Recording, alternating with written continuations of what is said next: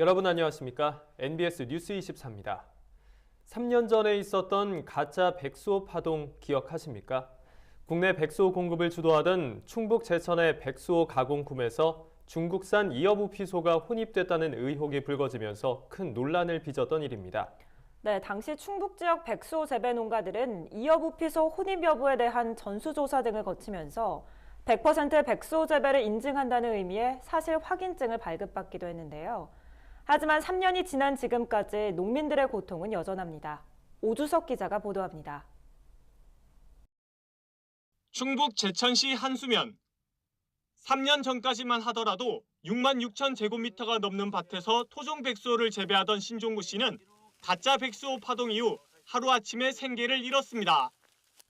백수호를 지어서 원래는 돈으로 바꿔야 되지 않습니까? 농사를 지어서 돈으로 바꿔서 저희도 경제적인 생활을 해야 되는 문제인데 백수호 파동 이후로 시장에서 판매가 되지 않다 보니까 상당히 경제적인 어려움이 심각하게 힘들었죠. 솔직히 생활고까지 오게 되고.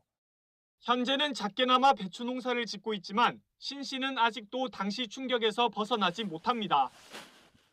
농사를 지어놓고 재지은 느낌이라고 해야 될까요? 상당히 불쾌했었죠, 솔직히. 그 이후에 차후의 문제, 식약청에서 혼입이 되어도 별 문제가 없다라는 판정이 나온 이후에도 백수호에 대한 사람들의 좋지 않은 시선 때문에 백수호를 새로 한다라고 생각도 못할 것 같아요. 2015년 가짜 백수호 파동 이후 제품을 구매한 소비자들은 제조사와 판매사를 상대로 한 손해배상 청구 1심과 2심에서 모두 패소해 사실상 논란은 일단락됐습니다. 충북 제천시는 GAP, 즉 우수 농산물 인증 제도를 백수호에도 확대하는 등 소비자들의 신뢰를 회복하기 위한 노력을 기울였습니다. 그렇지만 3년이 지난 지금까지 그 피해는 고스란히 선량한 농민들의 몫으로 남아 있습니다. 판로가 막히고 거래량이 급감하면서 100여 농가에 달했던 농가 수는 현재 10여 농가로 90%나 감소했고 그나마 남아있던 농가들 역시 재배 면적을 대폭 줄였습니다. 전번에는 한 3,000평 했었는데요. 올해는 300평뿐이 못했습니다. 그렇다고 마땅한 대체 작물이 없다는 것도 문제입니다. 하던 농사니까는 꾸준히 해보려고 노력하고 있습니다. 그래도 꾸준히 해야지 언젠가는 좀 좋은 날이 오겠죠. 산지에서는 가짜 백수호 파동 당시 언론의 과잉 보도와 정부의 섣부른 발표에 대해 불만을 토로하고 있습니다. 농가에서 진짜를 잘 키워놨는데 이거 다 가짜라니까 한번 가짜로 공표되고 나면 아무리 진짜를 갖다 놔도 안 믿어주거든요. 한편 제천 지역이 백수호 재반 기반을 완전히 상실하기 전에 방안을 모색해야 한다는 목소리도 높습니다. 제천 같은 데는 약초고장이다 보니까 사명감이 있거든요. 개개인 농가들이. 연명을 해가야 되거든요. 농민들의 재기를 위한 농가 지원책과 함께 알맞은 제도 개선 등 체계적인 대책 마련이 필요해 보입니다. NBS 뉴스 오수석입니다. 2018년 산 쌀 목표 가격 재설정 논의가 속도를 내지 못하고 있습니다. 국회 농해수위가 법안 소위를 가동하고 목표 가격과 직불제 개편을 논의했지만 결론을 내리지는 못했는데요. 여야의 이견이 크다 보니 당분간 합의점을 찾기는 어려울 것이라는 전망입니다. 쌀 목표 가격을 둘러싼 정치권과 정부, 그리고 농민단체의 입장을 김인경 기자가 숫자로 정리했습니다. 현행 쌀 직불제가 처음 도입된 2005년, 당시 목표 가격은 17만 83원이었습니다. 이 가격은 한 차례 연장을 거쳐 2012년산까지 8년간 적용되다가 2013년산부터는 5년간 18만 8천 원이 적용됐습니다. 당시 야당이 제시한 가격 21만 7천 원을 토대로 여야가 결정한 숫자입니다. 이제 2018년산 쌀 목표 가격을 정해야 할 차례. 농식품부가 처음 제시한 가격은 18만 8,192원입니다. 기존 목표 가격 18만 8천 원에 최근 10년간의 쌀값 변동률 0.1%를 대입해 산출한 건데 여기에는 물가 상승률이 반영되지 않았습니다. 이어 정부는 목표 가격 변경 동의안을 국회에 제출하면서 19만 4천 원이라는 가격을 내놨습니다. 농식품부가 산출한 가격 18만 8,192원과 물가 상승률만 적용한 가격 19만 9,844원의 중간 수준인 셈입니다. 하지만 정부 제시 가격이 너무 낮다는 야당의 불만이 제기됐고 당정은 발표 7일 만에 19만 6천 원이라는 새 목표 가격을 제시했습니다. 19만 4천 원의 농가소득 안정 차원에서 2천 원을 더 얹었다는 게 여당 측 설명입니다. 그러나 이 가격은 야당과 농민단체가 제시한 목표 가격과 큰 격차를 보입니다. 목표 가격을 22만 3천 원과 24만 5천 원으로 인상해야 한다는 겁니다. 농민단체들 역시 밥 한 공기당 300원을 보장해달라면서 24만 원 이상을 주장하고 있습니다. 여기에 최근 국회에는 22만 7천 원이라는 숫자가 새롭게 등장했습니다. 정부가 2018년산 쌀에 편성한 변동직불금 예산은 5,775억 원. 만약 목표 가격과 수확기 쌀 가격차가 약 3만 3천 원 벌어지면 5,775억 원이 전부 농가에 돌아가고 격차가 3만 3천 원을 밑돌면 불용 예산이 발생하게 됩니다. 따라서 예산을 100% 소진한다는 기준에서 현재 산지 쌀값인 19만 4천 원에 3만 3천 원을 더한 가격 22만 7천 원이 책정됩니다. 이 가격은 법안 소위에서 비중 있게 거론된 것으로 알려져 이 수준에서 여야가 합의점을 찾지 않겠냐는 전망입니다. NBS 뉴스 김인경입니다. NH농협금융지주가 앞으로 농업금융을 더 강화하겠다는 방침을 내놨습니다. 농민의 관점에서 농업 농촌 지원에 주력해 농가소득 5천만 원 달성에 중추적인 역할을 하겠다는 포부를 밝혔습니다. 자세한 내용 김아영 기자가 전합니다. NH농협금융지주는 최근 이사회를 열고 2019년도 경영계획과 조직 개편안을 확정했습니다. 우선 농업금융에 집중하겠다고 밝혔습니다. 농협금융지주의 존재 목적인 농업 농촌 지원에 주력해 농가소득 증대에 핵심적 역할을 하겠다는 구상입니다. 이를 위해 전담 조직을 꾸려 농업금융사업을 농민의 관점에서 체계적으로 지원할 계획. 농협은행은 우수농가의 성장 단계별로 금융지원과 컨설팅을 통해 귀농인과 창업농의 안정적인 정착을 도모하기로 했습니다. 농협생명과 농협손해보험은 실익이 큰 상품을 추가로 개발, 농작물 재해보험 등 정책보험의 대상 품목과 보장 범위를 늘리고 농축산물 소비 마케팅도 지속적으로 전개할 예정입니다. 농협금융지주의 2019년 당기 순이익 목표는 1조 5천억 원. 이는 장기적인 성장 기반을 확고히 하겠다는 뜻으로 풀이됩니다. 농협금융은 또 효율적 자산 구조 구축을 위해 총자산 순이익률을 개선하고 NH농협 리츠 운영과 부동산 신탁 등 새로운 사업을 활용해 수익을 다변화할 계획입니다. 소비자 편의성도 개선합니다. 한 번의 로그인으로 전 계열사의 계좌 조회와 거래가 가능한 통합 인증 시스템을 구축할 방침입니다. 또 농협금융 통합 빅데이터 플랫폼을 구축해 사업 경쟁력을 높이고 필요한 인력을 2020년까지 1,000명 이상 양성할 계획.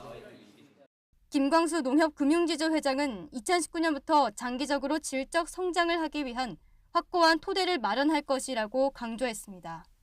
MBS 뉴스 김아영입니다. 원유 수급에 빨간불이 켜졌습니다. 한동안 과잉 상태를 보이다가 올 들어 안정세를 보였던 수급 상황이 이번에는 부족 사태로 이어질 수 있다는 우려인데요. 따라서 전국 단위의 쿼터제를 도입해야 한다는 목소리가 나오고 있습니다. 보도에 최다혜 기자입니다. 원유 수급에 비상이 걸렸습니다. 낙농진흥회에 따르면 11월까지 원유 생산량은 187만 2천 톤으로 지난해 같은 기간보다 1% 감소한 데 비해 원유 사용량은 177만 3천 톤으로 0.3% 증가한 것으로 나타났습니다. 이에 따라 분유 재고량 역시 한 달 전보다 4.5%가량 줄어든 7,393톤으로 정점을 찍었던 2015년 3월 이후 지속적인 감소 상태를 보이고 있습니다.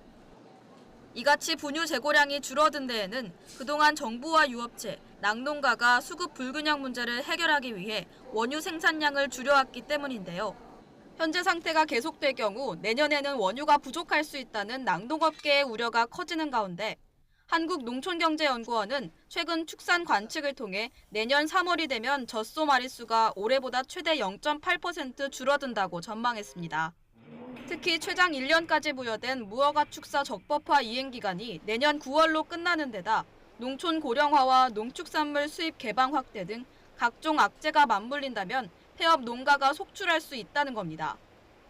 이에 전문가들은 현재 각 농가의 기본 쿼터를 전국 공통으로 관리하는 전국 단위 쿼터제로 바꿔야 한다고 지적합니다. 동일한 기준에 의해서 국가 전체의 그 수요량에 맞춰서 공급을 하고 그걸 가장 효율적으로 하기 위해서 필요한 제도가 전국 단위 쿼터제다. 거기서 중요한 거는 뭐냐면은 그 과정에서 생산은 어디까지나 생산자가 맡아서 책임지고 하고, 그다음에 유제품 생산하고 판매하는 거는 유업체가 맡아서 하고, 역할 분담이 필요한 거죠. 한편 한국낙농유구협회는 우유 공급이 부족해진 마당에 기준 원유량을 초과하면 리터당 100원을 지급하도록 하는 이른바 100원짜리 원유를 더 이상 존속할 명분이 없다고 주장했습니다. MBS 뉴스 최다희입니다. 김치에 하얗게 골마지가 끼면 먹어도 되는 건지 고민 많으셨죠? 세계김치연구소에서 김치 골마지가 곰팡이가 아닌 인체에 무해한 효모라는 사실을 과학적으로 입증해 발표했습니다. 최서영 기자의 보도입니다. 김치에 하얗게 낀 골마지입니다. 골마지는 김치나 장류 같은 발효식품 표면에 하얀 막처럼 생성되는 물질입니다. 효모가 산소와 반응해 생긴 효모 덩어리인데요. 지금까지 골마지가 곰팡이는 아닐까라고 막연한 불안감을 가지는 사람들이 많았습니다. 하지만 골마지의 정체가 과학적으로 밝혀졌습니다. 세계김치연구소는 최근 김치 표면에 생기는 흰색막은 곰팡이가 아니라 독성이 없고 인체에 무해한 효모라는 연구 결과를 발표했습니다. 김태훈, 노성훈 박사 연구팀은 골마지가 생긴 배추김치, 갓김치, 열무김치 등의 발효식품에 차세대 염기서열 분석법을 적용해 골마지를 생성하는 원인균과 그 안전성을 확인했습니다. 또 연구팀은 골마지를 유발하는 효모 5종에 독성이 없다는 것도 확인했습니다. 골마지를 생성하는 효모들은 독성을 생성하는 유전자를 가지고 있지 않음을 저희가 밝혀냄으로 인해서 김치 안전성에 대한 불안감을 해소했다는데 본 연구가 의미가 있다고 생각합니다. 향후에는 이 골마지가 왜 생기는지 그리고 이 생성을 억제하는 기술을 개발하기 위해서 더 많은 연구를 수행할 계획입니다. 세계김치연구소는 앞으로 김치 골마지 유발 효모에 대한 유전 정보를 공개하고 동물 실험을 통해 독성 평가 등 안전성과 골마지 생성 방지에 대한 추가 연구도 수행할 예정이라고 밝혔습니다. MBS 뉴스 최서영입니다. 각종 기상이변이나 자연재해 등으로 농산물 가격이 폭락하면 가장 큰 피해는 농민들의 몫인데요. 이천 지역 농민들이 농산물 가격 안정화를 위한 지원조례 제정을 요구하며 서명운동에 돌입했습니다. 보도에 주하영 기자입니다. 올여름 폭염으로 생산량이 갑자기 늘면서 가격이 폭락했던 둥근 호박입니다. 10kg 한 상자당 인건비를 포함한 생산 원가가 4,500원인데 실제 도매상에선 3분의 2도 못 미치는 3,000원에 거래돼 농민들이 시름에 잠겼습니다. 이처럼 자연재해나 기상이변 등은 농산물 가격에 큰 영향을 미치고 때로는 회복할 수 없는 피해를 입히기도 합니다. 이에 이천시 대월면과 부발, 호법, 설성, 모가면 등 5개 지역 농민들이 농산물 가격 안정화 지원 조례를 만들어 달라며 서명 운동을 시작했습니다. 기계가, 수리비, 또 품값이 많이 올랐으니까 거기에 상행은 쌀값이 돼야 되는데 정부는 쌀값은 안 올려주니까 시에서라도 또 한 4,000원씩이라도 더 주시면. 농민들은 특히 해당 조례를 벼 생산 장려금의 지원이 가능해지길 요청했습니다. 정부 수매 가격이 점점 낮아지면서 생산 원가에도 못 미친다며 40kg당 4,000원을 이천시가 농가에 지원하도록 하자는 겁니다. 할수록 이 농촌이 어려워지고 있다. 따라서 농가 소득 향상과 임금 유편 미질 향상을 위해서는 농업의 사기를 진작시키고 그다음에 농가 소득이 보장이 되어야만 생산 의욕이 고취된다는 취지하에. 이런 가운데 이천시의 이규화 의원은 시가 조례 제정을 추진하지 않을 경우 의원 발의로 조례를 추진하겠다고 밝히기도 했습니다. 최저임금 제도를 이제 도입을 해서 이게 농부들은 그런 것들이 없잖아요. 그리고 보험 혜택도 그렇게 많이 받지 못하고 이런 것들은 이제 관심을 갖게 됐습니다. 한편 충남과 강원도의 일부 지자체는 농산물 최저 생산비 지원이나 가격 안정을 위한 지원 조례로 농민들에 대한 지원에 나서고 있습니다. 티브로드 뉴스 주하영입니다. 아산 지역 농산물의 우수성을 알리기 위한 직거래 장터가 국회에서 열렸습니다. 지역 농산물의 인지도를 높이고 농가 소득에도 조금이나마 도움을 주기 위해서입니다. 송용환 기자가 다녀왔습니다. 국회의사당 앞 공터에 시끌벅적 장이 섰습니다. 쌀과 배, 사과 등 하나같이 아산에서 생산된 농특산물들입니다. 강한 바람 탓에 쌀쌀한 날씨 속에서도 신선한 제철 농산물을 저렴하게 구입하려는 사람들로 북적거렸습니다. 이날 직거래 장터는 품질에 비해 인지도가 낮은 지역 농산물을 홍보하기 위해 아산이 지역구인 이명수, 강훈식 두 의원이 함께 마련했습니다. 소속 정당은 서로 다르지만 지역 농가들을 위해 힘을 모은 겁니다. 이게 전국적으로 홍보가 덜 돼서 오늘 국회에서 한번 홍보 겸해서 오늘 이런 행사를 마련했습니다. 앞으로 전국적인 상황입니다만 농업이 어렵고 농촌이 어렵습니다만 힘과 용기를 내서 그래도 우리 농업과 우리 농촌을 살릴 수 있는 그런 계기가 되었으면 합니다.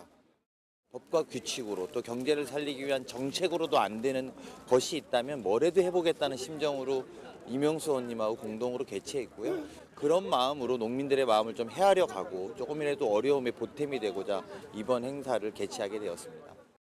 동료 의원들과 국회 직원들도 가던 길을 멈추고 양손 가득 장을 봤습니다. 한 해 농사를 잘 지어놓고도 판로 걱정이 컸던 농민들에겐 좋은 기회가 됐습니다. 국회에서 또 아산 농산물 이렇게 판매를 해주니까 우리 농민들이 큰 힘을 얻어서 앞으로 생산하는 데 큰 도움이 될 것 같습니다. 많이 애용해 주시고 사랑해 주십시오. 아산시와 지역 농협은 최근 전국 바이오 초청 워크숍과 밥맛 평가회를 연달아 개최하는 등 지역 농특산물 브랜드인 아산말근의 가치를 높이기 위한 자구책 마련에 고심하고 있습니다. 티브로드 뉴스 송용환입니다. 다음은 지역 뉴스입니다. 농림축산식품부와 국회 농림축산식품해양수산위원회, 한국오리협회, 오리자조금관리위원회는 11월 30일 국회에서 오리고기 소비 촉진을 위한 힘내라 오리농가, 좋은 우리오리 시식 행사를 가졌습니다.